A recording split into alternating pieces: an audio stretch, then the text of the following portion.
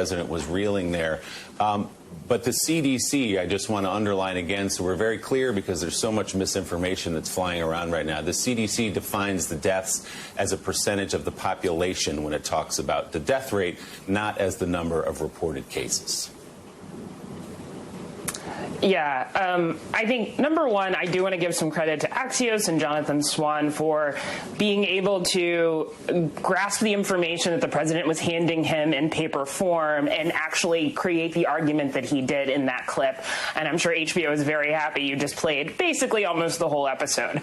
But I think the thing that I keep coming back to from an analytical perspective is that you don't really want to see the president arguing about which death rate is the better death rate, especially when we have the number of cases and the number of deaths we're having. And you pointed out that the average for the 9th day in a row is over 1,000 Americans dying from COVID-related problems. So the thing is, the president doesn't actually, I mean, a president in general, when doing an interview like this, doesn't actually need to engage in this tit for tat.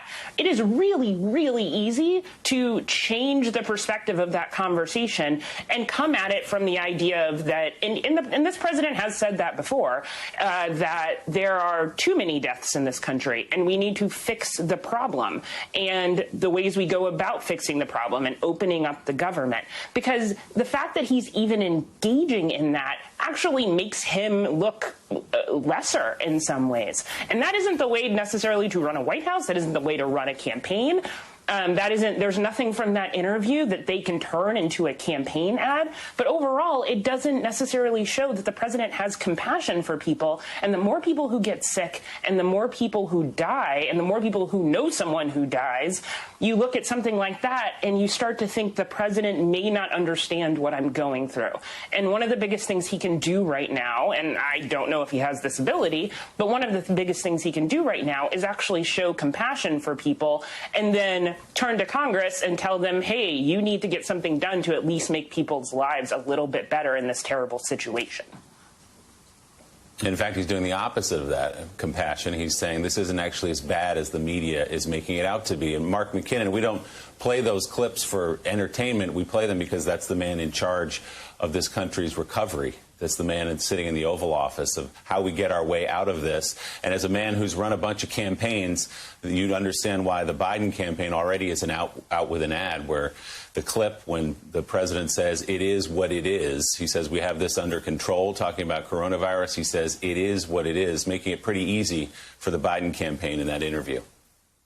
Well, that may be the line of the campaign for the Biden campaign, of course.